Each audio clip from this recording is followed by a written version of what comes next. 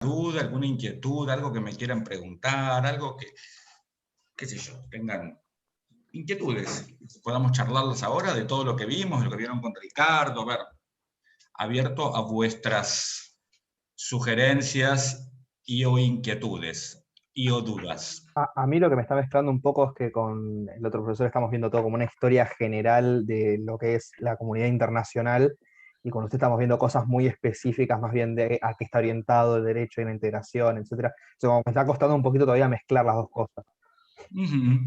Vos sabés que un poco, Juan José, en conocimiento de esta estructuración que tenemos del espacio áulico, los trabajos prácticos que mandé tienen que ver con unificar esas cosas, ¿de acuerdo? Entonces van a ver que al poco que empiezan a hacer el trabajo práctico, van a advertir que están tomando contenidos de ambos docentes, ¿sí? Fundamentales. El punto es que, a ver, no podemos olvidar, no podemos desconocer que el derecho de la integración como rama del derecho internacional público se da con sus características.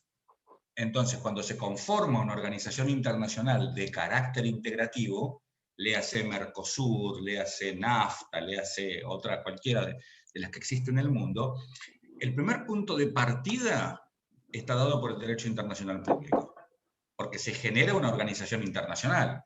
Y esa organización internacional tenemos que analizar si tiene personalidad internacional, esto es, si efectivamente en sus estatutos dicen somos una persona, somos un sujeto del derecho internacional público, somos un sujeto del derecho internacional, ¿no es cierto? Y si tiene las características propias del derecho internacional, ¿se entiende?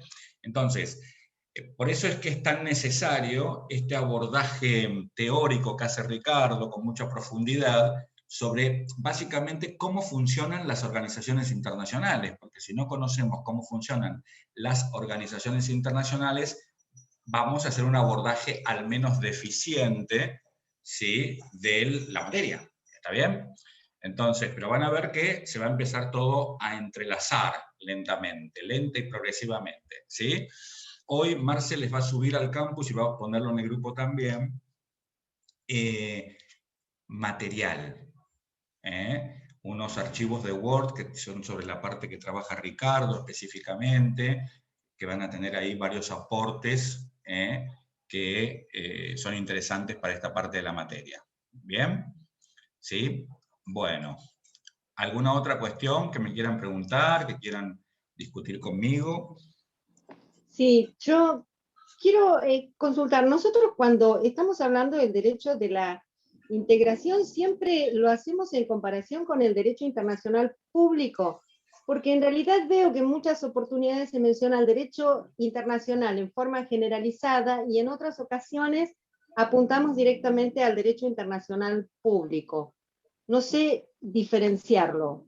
Muy bien, Marta.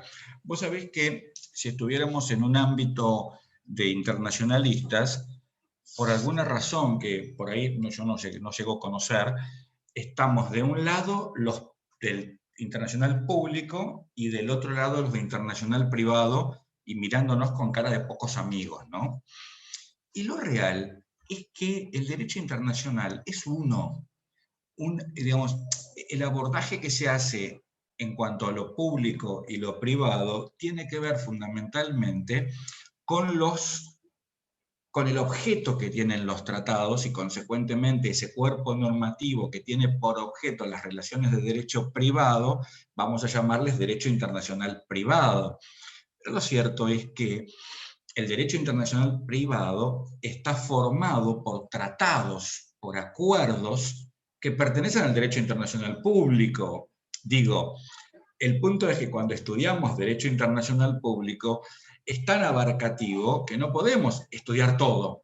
Entonces, por ejemplo, todos los acuerdos en materia de los efectos jurídicos de matrimonios celebrados en el extranjero, por ejemplo, se logran a través de tratados y esos tratados como tales pertenecen al derecho internacional, vamos a decir público, porque son acuerdos entre estados que reglan tal o cual materia.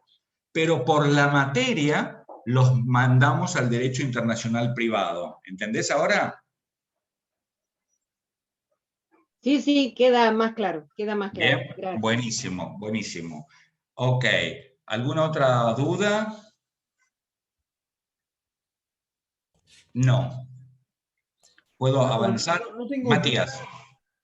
Hola, ¿qué tal? No tengo duda, porque voy entiendo todo. Lo que sí, como varias de las clases subvierten un poco mis conocimientos de lo que sabía anteriormente, algunas cosas, y como que tengo que volver a pensarlo, no tan distinto, ¿no? Pero un poco diferente. Ahora no me acuerdo, pero tengo un par de cosas como anotadas que quizá no es que las veía distinto, pero como que tenía un pensamiento diferente. Entonces ahora estoy como anotando y tengo que... Ah, bien, vos sabés que me engancho, Matías, con el término que utilizaste, subvierte. Me siento un subversivo, ¿sí? Y te digo que hasta me halagás. ¿Por qué? Porque la realidad es que de esto se trata, de generar crisis en el conocimiento, ¿eh? Generar crisis para poder crear nuevas estructuras de conocimiento. ¿Está bien? Entonces está bueno, si vos tenés ganas, en algún momento, en alguna de las clases, hace un punteo o mandame un mail con esos temas que vos sentís que los tenías incorporado de manera diferente, y por ahí podemos hacer un andamiaje de charlarlo, como para que sentemos bases sólidas para poder pensar todos juntos, ¿de acuerdo? Acá me acuerdo uno, por ejemplo, es uno de los muchos, que era que respecto al monismo y dualismo, que sí, es verdad, porque después de que lo mencionaste y lo hablaste y lo explicaste, es muy probable que sí, es verdad, Argentina siempre haya sido monista desde sus orígenes, pero siempre en todas las clases como que te dan a entender y explicación y muchos autores, no voy a dar nombres ni nada, de No, que antes de la reforma del 94 Argentina era perdón, Argentina era dualista y después de la reforma se volvió más monista. claro. Entonces, yo, perdóname que te interrumpa, yo he leído esto que vos estás diciendo en textos muy importantes, de gente a quien yo respeto mucho.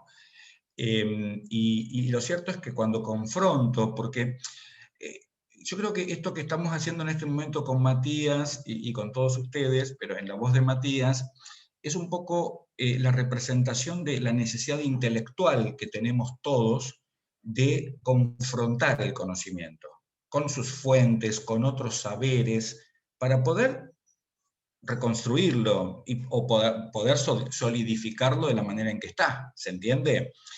Eso que vos planteas, Matías, es muy interesante porque se advierte, es más, muchos hablan, y tampoco voy a dar nombres, de jurisprudencia dualista. Que la Corte fue dualista en tal caso, utilizó una postura dualista y después fue monista.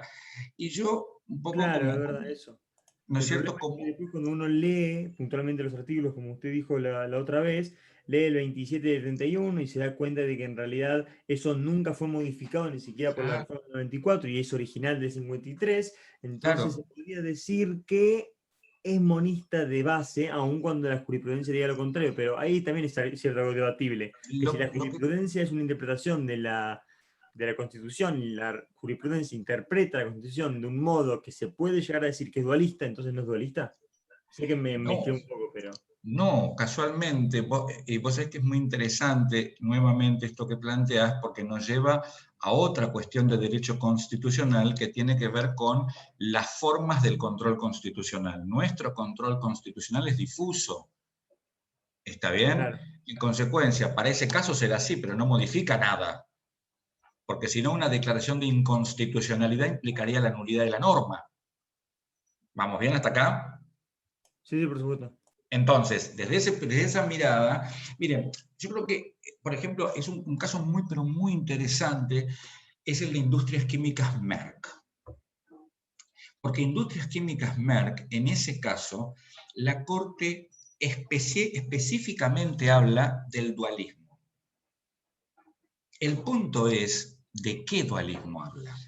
Porque acá hay otra cuestión que todavía no introdujimos y que ahora voy a introducir en virtud del comentario de Matías, que agradezco que lo haya hecho, que es el siguiente. Cuando nosotros hablamos de monismo y dualismo, chicos, y lo analizamos como lo estudiamos nosotros, no significa que sea la única postura del monismo y del dualismo. Estados Unidos se encargó de generar su propia postura monista y dualista. Estados Unidos tiene una posición del monismo y del dualismo que no es importada de Europa, es de ellos. Y acá viene una cuestión interesante, porque no sé si ustedes,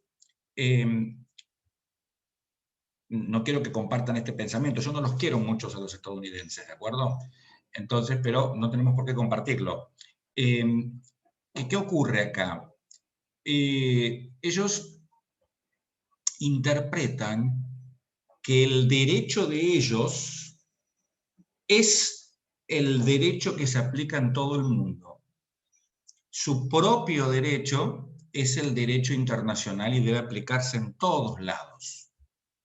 Y en contraposición a esto está quienes dicen, no, a ver, el derecho de la tierra, el derecho local, es derecho internacional.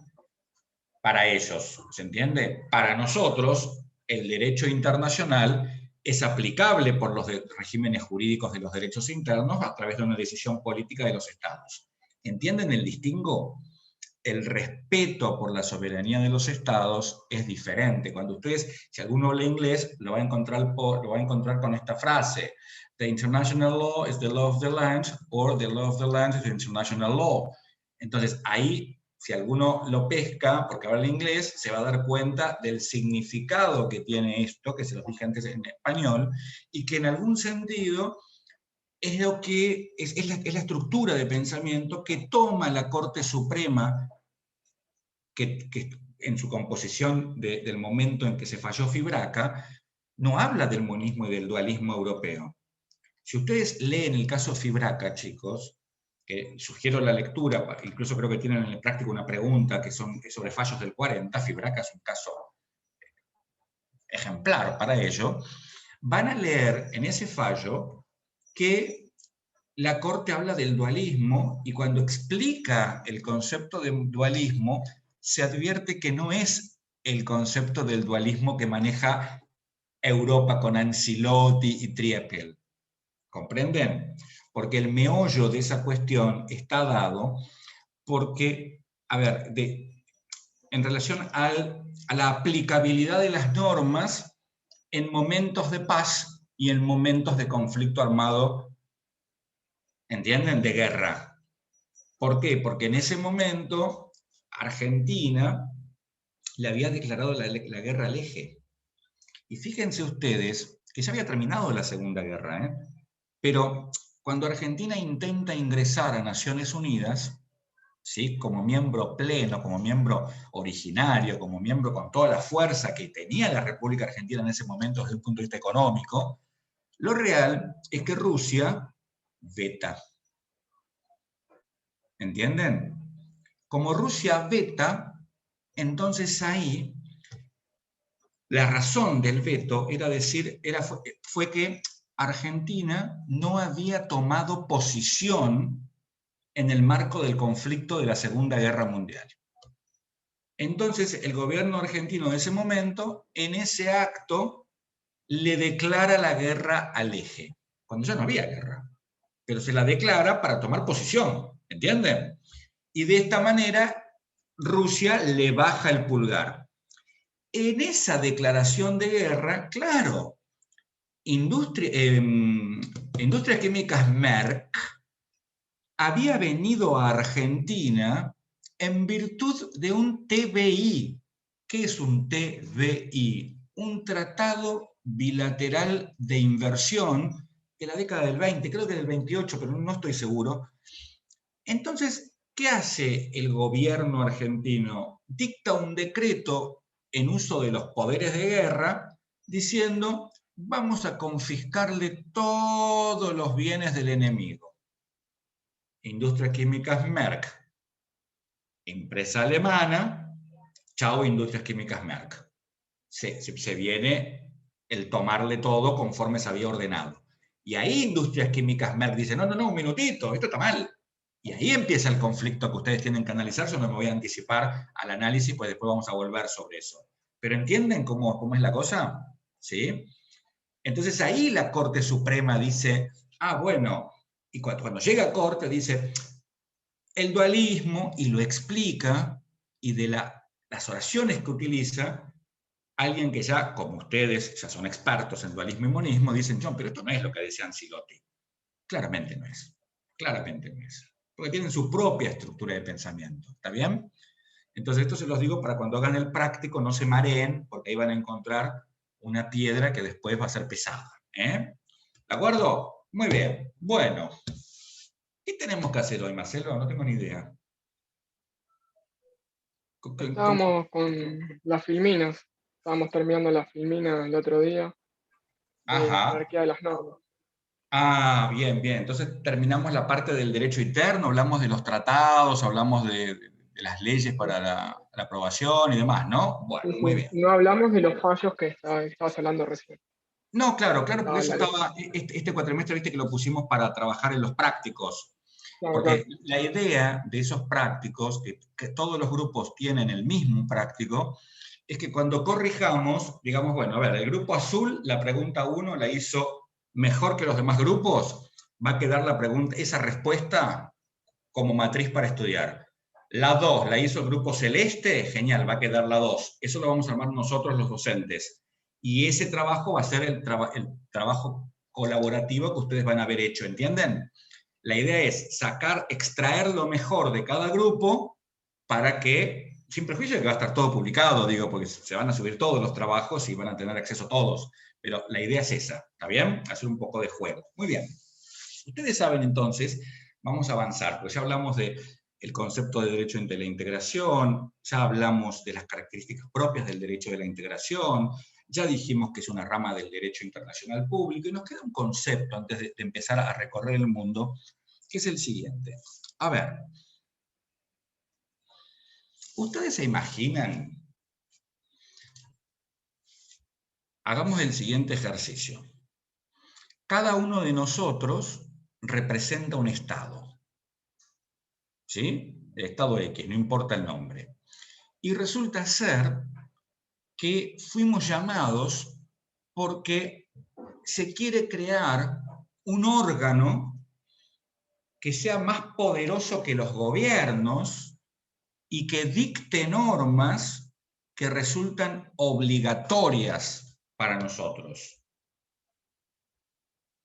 Es como un superórgano con los superpoderes y el Estado tiene que decir, bueno, ok, perfecto, si lo decidió ese órgano, ya está.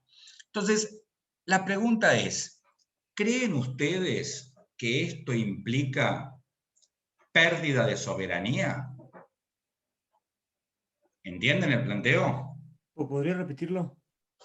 Sí, sí. No sé si repetirlo, Matías, pero te voy a dar la idea. Digo, yo, estado A, vos estado B, Leandro estado C, Marcel estado D, Sofi estado F, y así todos, cada uno una letra, y si no llegamos, seguimos con A1, A2, y chao. Bueno, ¿qué ocurre? Claro, se nos ocurrió que para estar mejor entre nosotros, ¿sí? Porque la realidad, ¿cuál es? Que Catalina tiene algunas cosas, algunas materias primas que Juan José necesita en su estado, pero Juan José tiene otras que necesita Sofía, y Sofía tiene otras que necesito yo, y yo tengo otras que necesita Lucas Antar, y Lucas tiene otras que necesita Francisco Gildi, y así dijimos, bueno, vamos a generar un sistema para que no seamos porque por ahí yo me pongo un caprichoso y digo, no le doy nada a lo que necesita Matías Wilkinson, no se lo doy. Me lo quedo yo de caprichoso nomás. Entonces, para evitar esto, decimos, vamos a crear esto que parece que se llama, y después vamos a ver si es así y cómo y demás, derecho comunitario. Entonces la pregunta es, ¿no estamos perdiendo soberanía? ¿No es una forma de perder soberanía? Porque yo ya no puedo decidir más. Entonces, ¿qué es lo que quiero que hagamos ahora? Por 5 minutos, 10, Marce va a decidir el tiempo. Vamos a trabajar en grupos y van a discutir entre ustedes si hay pérdida de soberanía o no hay pérdida de soberanía. Y justificar una cosa y justificar la otra. La posición que como grupos tomen, designen un orador, nuevamente. Traten de ir variando los oradores para que todos tengan participación, ¿sí? Y nos encontramos en el plenario. ¿Están de acuerdo? Gracias, sí, Ok. veo el sí de todos. Genial. Vamos, Marce, poné los grupos. Ahí los estoy cargando, cada uno se ingresa al grupo que le corresponde. Por favor. Claro, cada uno sabe el grupo que le corresponde, así que ahí vayan ingresando. Y nosotros, no sé si está Nico, no lo vi a Nico Klosowski. Todavía por ahí no llegó porque salió del estudio. Ahí está. Ya se pueden ir incorporando cada uno al grupo que desee, que le corresponda. Bueno, No me figura nada. ¿quién es el orador o la oradora del grupo rojo? Hola, profe, soy yo. Muy bien, Laura. Muy bien, del grupo celeste, de la sala celeste. Laura también, tenemos 2 Lauras de oradoras. Muy bien, del grupo verde. Hola, yo. Muy bien, Matías. Y del grupo violeta. Yo, Leandro. Leandro, no te veo, Leandro. Ah, ya estás, Leandro, ya te vi. Muy bien, bueno, a ver. ¿Cómo, Marcelo, dirigí vos esta puesta en común? ¿Quién empieza? Bueno, arranquemos a ver el grupo celeste. Ajá. Bueno, les cuento lo que charlamos nosotros. Concluimos con los compañeros que en el derecho comunitario los estados atribuyen el ejercicio de ciertos derechos, de sus competencias, pero no pierden la titularidad de sus derechos o competencias. Entonces creemos que la soberanía no se pierde, sino que se atribuye el ejercicio a algún órgano superior o supranacional. Bien. Vemos que no pierden soberanía porque es condición necesaria para la existencia del Estado. No creemos que si un Estado perdiera su soberanía, dejarían parte de ser Estado. Ujú. O sea, tenemos Ok. el ejercicio y también, ¿qué tenemos? Ejercicio y titularidad Titularidad. de los estados, ¿no? Exacto. Y lo que ustedes se refieren es que lo que estarían atribuyendo sería ejercicio. Sí. Bien. Ajá. ¿Otro grupo, Marce? El grupo verde, ¿qué opina? ¿Qué puede Bueno, agregar?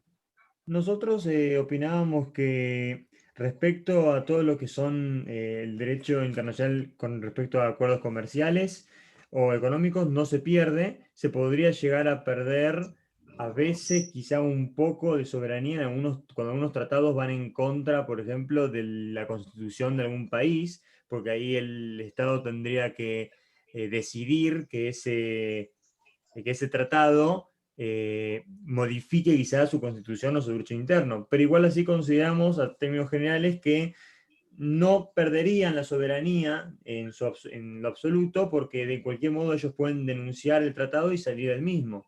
Entonces ellos tienen la aptitud para meterse soberanamente dentro del tratado y de salir si así lo desean. Entonces, de cierto modo, la soberanía de por sí nunca la pierden, la tienen hasta el final. Solo que ellos deciden voluntariamente ceder, quizá porque son beneficiados por el mismo. En cuanto dejan de ser beneficiados por el tratado, se van. Se pueden ir, digo. Ujú. Bueno, ¿otro grupo, Marce? Violeta. Bueno, nosotros, igual que el Grupo Verde, un poco centramos la discusión en esto de la posibilidad de recuperar la soberanía o de rechazar el tratado mediante un mecanismo de denuncia.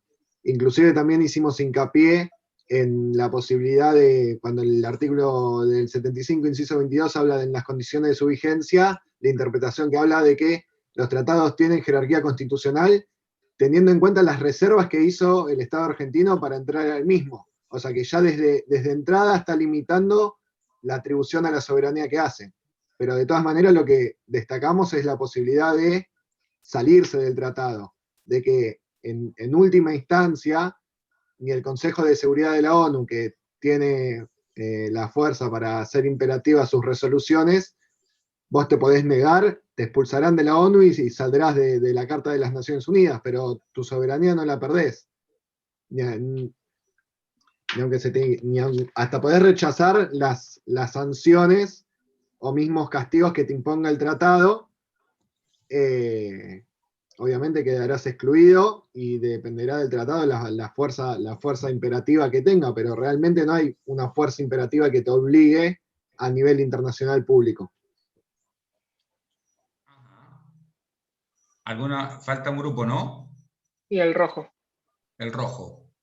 Bueno, nosotros que estuvimos debatiendo un poco con los chicos, llegamos a la conclusión de que no se está perdiendo soberanía al crear un órgano más poderoso, ya que el Estado al atribuir o ceder su poder está ejerciendo de por sí soberanía. Lo que hace es una transferencia de competencia a esa comunidad para lograr un fin.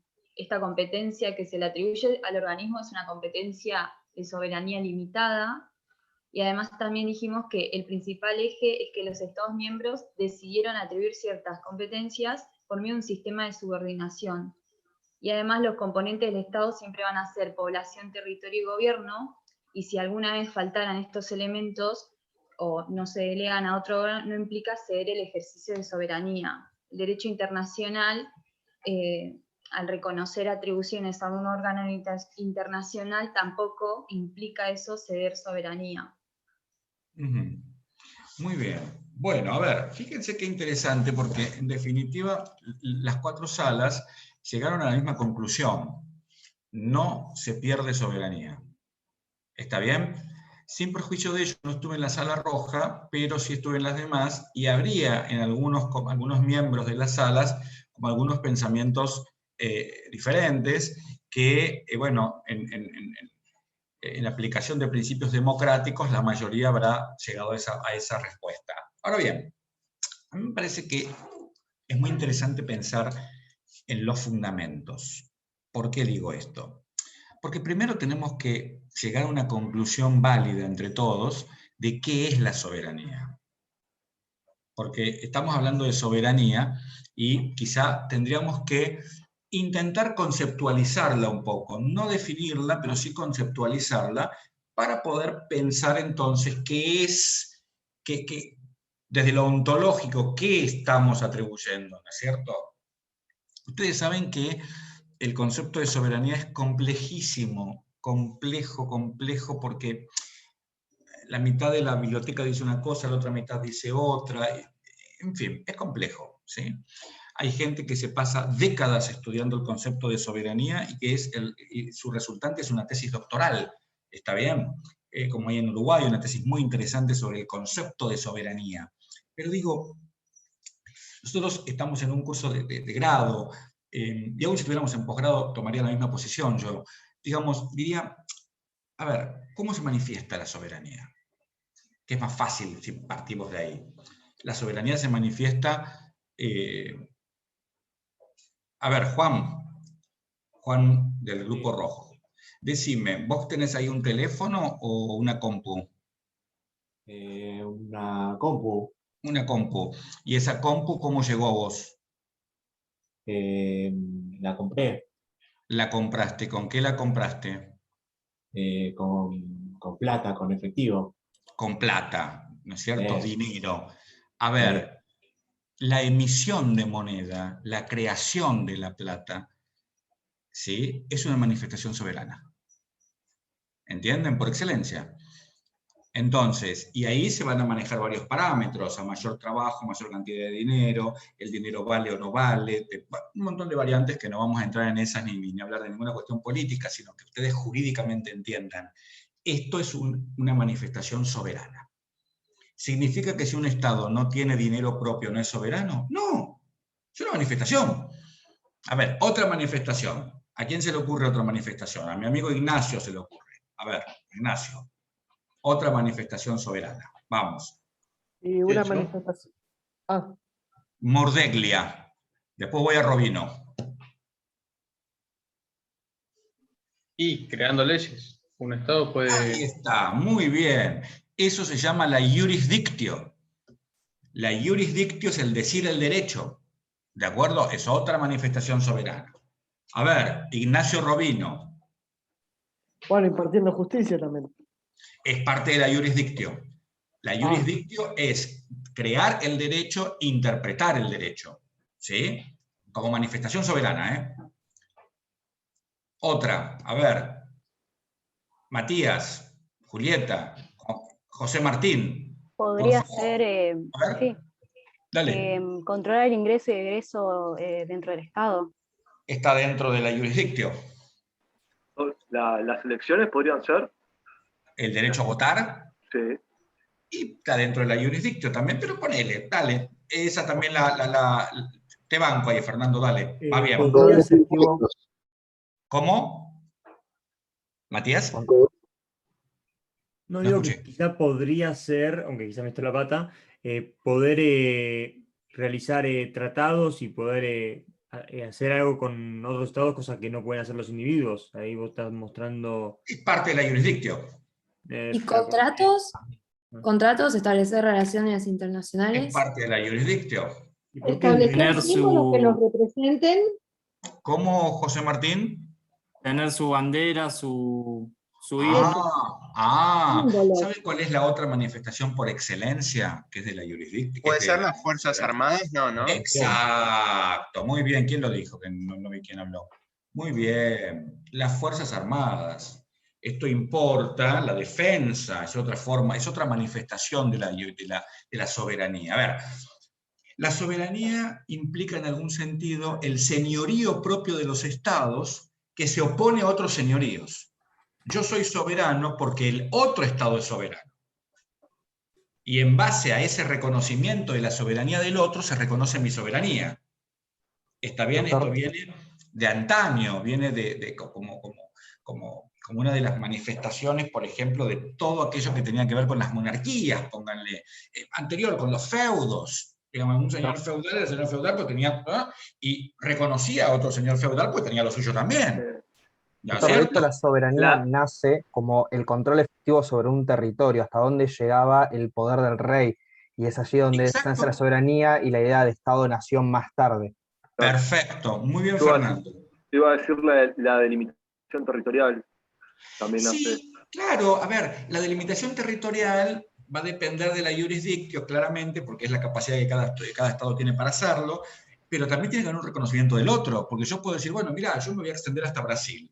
Y va a venir Brasil y decir, no, pará, flaco, esto es mío, no es tuyo. Y ahí, ¡pum!, conflicto, ¿no es cierto? Entonces, cuando se enfrentan dos soberanías, dos soberanos, ¿no es cierto? No cabe duda de que hay que resolver el conflicto. En la actualidad, en el derecho internacional contemporáneo que están estudiando con Ricardo, se resuelven a través de los métodos establecidos en el artículo 33 de la Carta. La conciliación, la mediación, la negociación, etcétera, etcétera. Ahora, claro, la realidad es que cuando pensamos en ese concepto de soberanía, tenemos que recordar que hasta la década del 50 del siglo pasado ese concepto era muy rígido. ¿Se entiende? No había un distingo como existe hoy, que vi que ustedes algunos lo estaban charlando, entre el ejercicio de la soberanía y su titularidad. No. Era la soberanía y vos no podías hacer ningún acto contrario a la soberanía porque eras decapitado. Esto empieza a modificarse y hoy, en el 2021, que era un tema que lo charlamos con el grupo que está Leandro, que es el Violeta, ¿no? El primero que entré. No importa. Que lo charlé con uno de los grupos, aparece este nuevo concepto que es distinguir la soberanía en el sentido de su titularidad y su ejercicio. Entonces, claro, de esta manera se fortalece otro concepto que es fundamental, en relación, que tiene que ver con una costumbre internacional que se plasmó en la Convención de Viena sobre el Derecho de los Tratados del 69, que es casualmente este principio de la autonomía de los estados, de la voluntad de los estados. Por eso la voluntad es una de las características propias de las OIs. ¿Por qué? Porque la realidad, chicos, es que cuando aparece una decisión soberana, es la voluntad del Estado que se está manifestando. Y se conforma esa voluntad política de conformidad a su jurisdictio y se manifiesta de tal manera. Entonces, cuando entendimos conceptualmente qué es soberanía, entonces tenemos que ir al segundo paso. ¿Cuál es el segundo paso? Es decir, a ver, si yo me junto con otros estados para crear un órgano a quien le voy a atribuir el poder de decidir por mí en ciertas circunstancias, ¿pierdo soberanía? Ahí puede ser un poco, porque Ahí estás vamos. diciendo ciertas cosas y decidir por vos. Ahí puede ser que sí. Y bueno, esto tenemos que Pero de pensar. vuelta, vos podés irte. Vos después Claro, podés bueno, decidir, ahí vamos, "Me ahí cansé de que vamos. sea por mí". Ahí vamos, ahí vamos. A ver, en esta estructura que estamos armando de pensamiento, tenemos que basarnos en lo siguiente. Yo, como soberano, me junto con otro soberano, y con otro soberano, y con otro soberano. Y todos nosotros, los soberanos, soberanamente decidimos que vamos a hacerle caso al órgano que creemos, con ese fin. David. Sí. Pero todo tiene que ver con todo, porque en realidad yo escuché de otros grupos que hablaron sobre esto de poder denunciar un tratado si es que no había una conveniencia. Pero creo que los estados se juntan por una conveniencia y que es parte del costo-beneficio. Bueno, ahí vamos.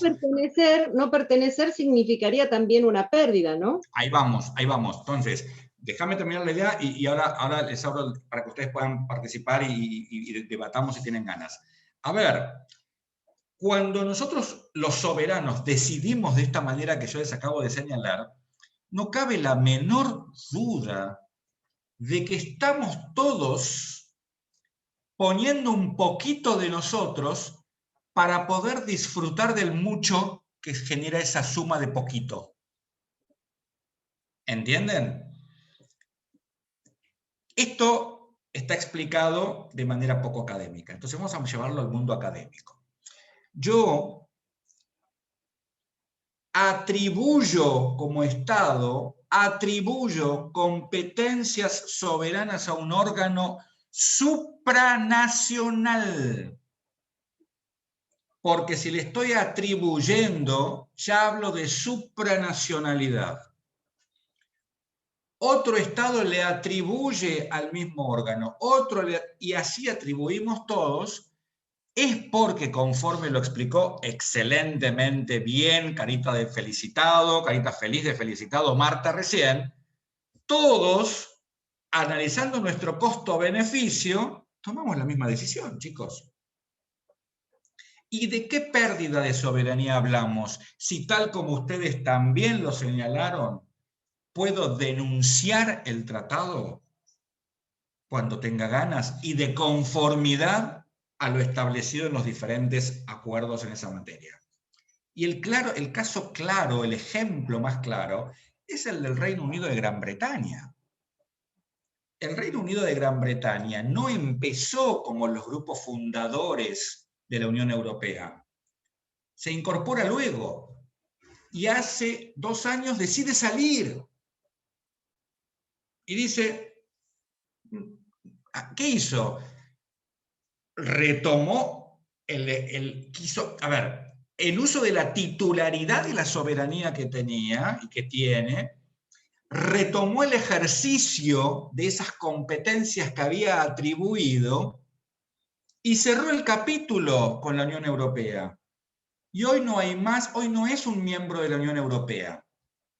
Noten ustedes que interesante, lo iba a agregar y se me anticipó Leandro, muy bien Leandro, es verdad lo que pone en el chat, fíjense que nunca aceptó el euro el Reino Unido. Dentro de la Unión Europea había una eurozona, porque no todos los miembros de la Unión aceptaron el euro.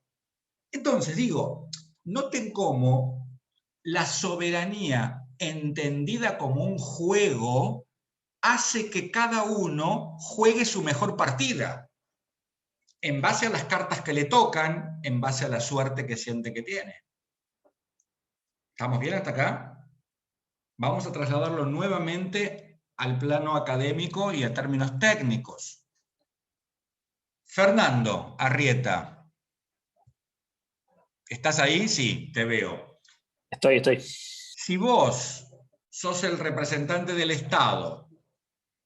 y tenés que decidir, tenés que tomar una decisión de meterte o no en el club para establecerlo de alguna forma, ¿cómo lo vas a hacer? ¿Qué parámetro vas a tener en cuenta? Yo principalmente el costo-beneficio y dependiendo también la práctica política de mi país, quizás lo someto. Y si tuviera la herramienta constitucional. Ahora eso déjalo de lado, pero yo te hablo de la mirada política. Costo-beneficio. Costo-beneficio, a ver, ¿cuánto sacrifico para acá y qué obtengo por ese sacrificio? Pero sabiendo que vos estás atribuyendo el ejercicio de ciertas competencias soberanas, no de todas, porque si no, no es derecho comunitario, es otra cosa. Puede ser un superestado, no sé, hay que analizar el caso. Pero acá está hablando de ciertas competencias soberanas, ¿sí? ¿Y qué va a traer como consecuencia? Un derecho autónomo, un derecho diferente del derecho internacional público, y es el derecho comunitario. Porque el derecho comunitario no es una rama del derecho internacional público. El derecho comunitario es un derecho autónomo. ¿Entienden? Que se guía por sus propias fuentes, sus propios principios y sus propias características que luego vamos a ver. Entonces, noten ustedes, a ver, voy a tratar de hacer el paralelismo, a ver si hoy me sale usar la pizarra. Ahí está. Muy bien, me salió, creo. Ahí voy, ¿eh? Ahí estamos, muy bien. Fíjense, yo tengo acá, ¿sí? Por un lado, planteo DI, voy a decir derecho de la integración, ¿sí? Y DC, derecho comunitario. ¿Está bien? DI, hablo de cesión. En el DC, hablo de atribución. No es lo mismo. Atribuyo, ¿sí? ¿Qué pasa con las normas del derecho de la integración? Su efecto es exigible conforme lo determina su estatuto. ¿Sí?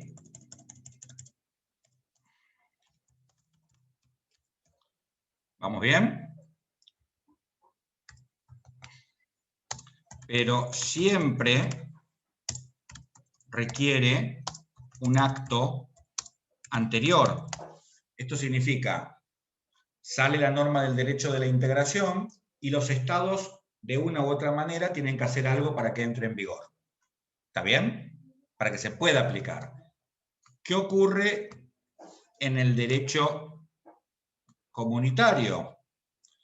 Pues en el derecho comunitario, bueno, pensé que sabía usar esto, pero se ve que no. Bueno, vamos a aprender. ¿Qué vamos a hacer? Bueno, no importa. Entonces, en el derecho comunitario, efecto directo. El principio es que la norma tiene efecto directo. ¿Me comprenden? Que como todo principio, no es absoluto, por supuesto. ¿Estamos bien hasta acá? Entonces, claro, si entendemos este concepto, ustedes pueden visualizar perfectamente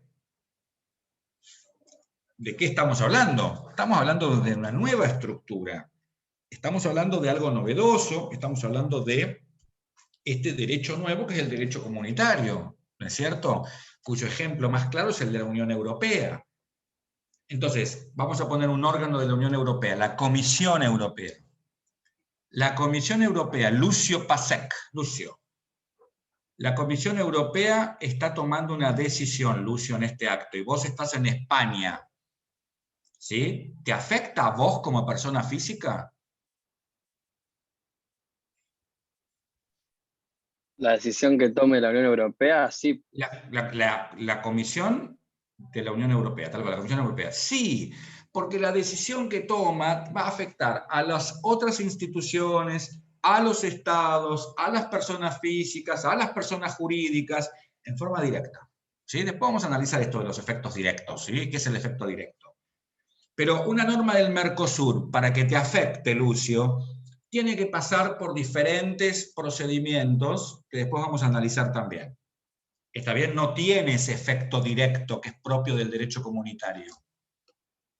¿Vamos bien todos? ¿Sí? ¿Alguna duda hasta acá?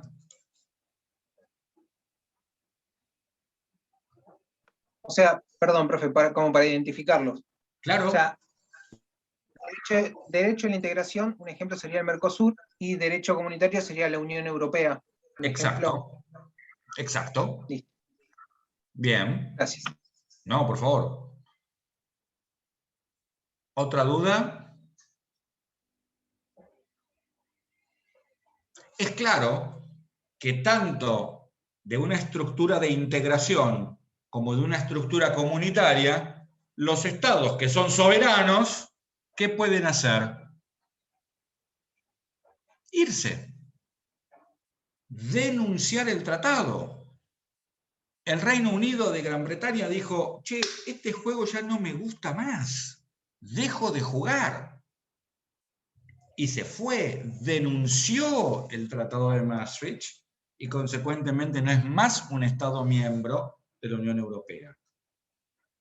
Entonces, claro, ustedes ahora que estamos haciendo este análisis, vamos a volver, mi estimado Fernando, sí, vos que me estás mirando, y se corta ahí. Vos, Fernando, sí. Decime, esto que estamos hablando, ¿te sirve para entender mejor por qué nuestra Constitución exige mayorías agravadas para formar parte de tratados de integración?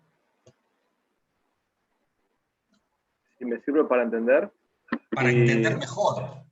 Sí. Claro, porque vos fíjate, si cuando estamos firmando un tratado de integración, como en un grupo que estaba, lo voy a hacer con todos, había una colega nuestra que tenía una confusión respecto de este tema de integración comunitario que obviamente que la confusión que tienen todos, pero ella la manifestó expresamente. Entonces yo le dije en ese momento que haga de cuenta que teníamos una gran masa y que sacábamos un pedazo de masa para pizza, pónganle, y hacíamos una pizzeta especial. Esa pizzeta especial lo voy a llamar derecho comunitario. Lo demás, ¿qué quiero decirles con esto? Que el derecho comunitario sale del derecho de la integración, se desprende del derecho de la integración. Entonces, si yo tengo en juego, mi estimado Fernando, la soberanía, el ejercicio de las competencias soberanas, no sería serio que nuestra Constitución no establezca, no haya establecido mayorías agravadas. ¿Está bien? Porque es un tema sumamente complejo. De la misma manera que la Convención Constituyente del 94 dijo, che, en los tratados que le damos jerarquía constitucional, para denunciarlos, es necesario que tengamos una mayoría agravada de nada más ni nada menos que las 2/3 partes de la totalidad de ambas cámaras. No sea cuestión que mañana venga un loco y que quiera borrar de un plumazo la vigencia de los derechos humanos y lo pueda hacer. Hay que conseguir que todos los senadores, senadoras, diputados, diputadas estén juntos en ese momento y obtener las 2/3 partes. A ver, no es chiste esto. ¿Está bien? Estos son los reaseguros que tiene la Constitución. Y a su vez, hay constituciones, mis amigos y amigas, que ponen restricciones para los procesos de integración. Por este tema, Constitución, vamos a hacer lo siguiente. A ver, una tarea para el próximo martes y ya para ir terminando con esta parte. Para Catalina. Catalina, vas a leer la Constitución de Costa Rica, es muy fácil. Buscas en el Google Constitución de Costa Rica y pones derecho de la integración y ver si aparece algo sobre derecho de la integración en la Constitución y lo traes el artículo completo escrito y lo compartís con nosotros. ¿Está bien? Ok, bien, ¿Sí? perfecto. José Martín, lo mismo de Catalina, pero de Paraguay. ¿Está bien? Francisco, lo mismo de tus colegas, pero de República Dominicana. ¿Está bien? Lucio, lo mismo de tus colegas, pero de Colombia. Fernando Arrieta, lo mismo de tus colegas, pero de Venezuela. Fernando Ferrer, y queda ahí, lo mismo de tus colegas, pero de Chile. Fernando Eng, y queda ahí, lo mismo de tus colegas, muy bien, pero de España. ¿Sí? Juan José Garcés, queda ahí, lo mismo de tus colegas, pero de Ecuador. Gaby, lo mismo de tus colegas, pero de México. ¿Sí? Florencia, Nigeria. Germán, Países Bajos. Camila Cabral, Francia. Lucas Antar, Rusia. Carla Lupi, Estados Unidos. Facundo Dos Santos, Canadá. Y el resto va a tener otro trabajo la próxima semana, si no van a ser muchos artículos y no vamos a llegar a analizarlos.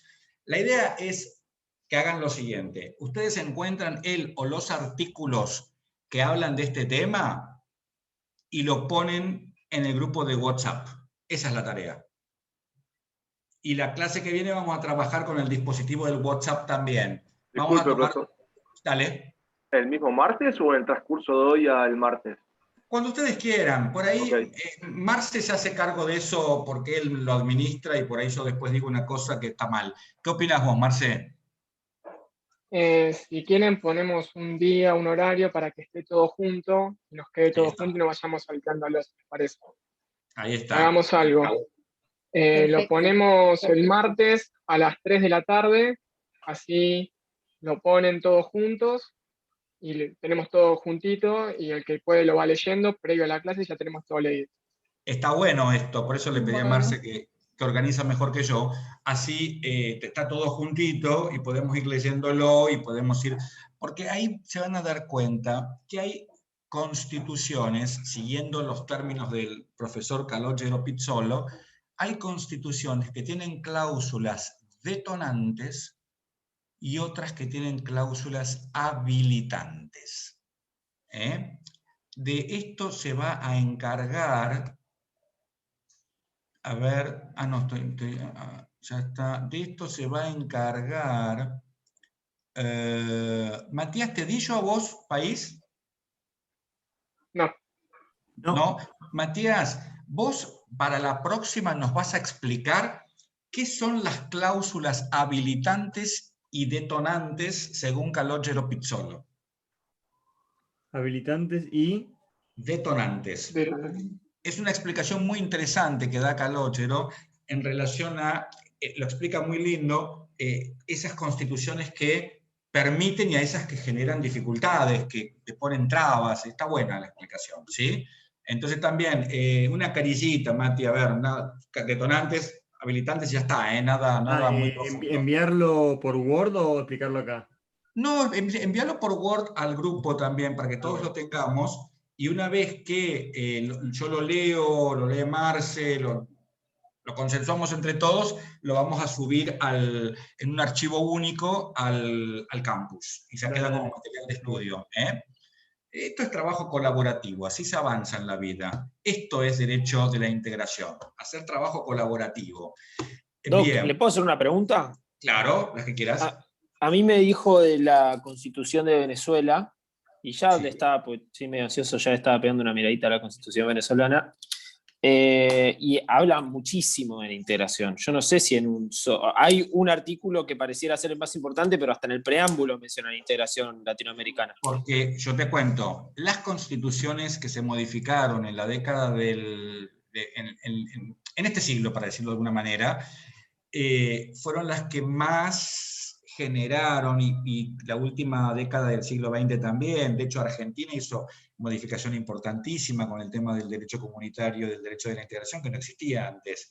Digo, la década del 90 fue, a ver, en Europa, esto lo vamos a ver en la segunda parte, cae el muro de Berlín, se desintegra la URSS, implosiona, y chau URSS, y bueno, y apareció la Unión Europea. Digo, la década del 90 fue como la década madre de todo esto. Muy interesante, muy interesante. Entonces,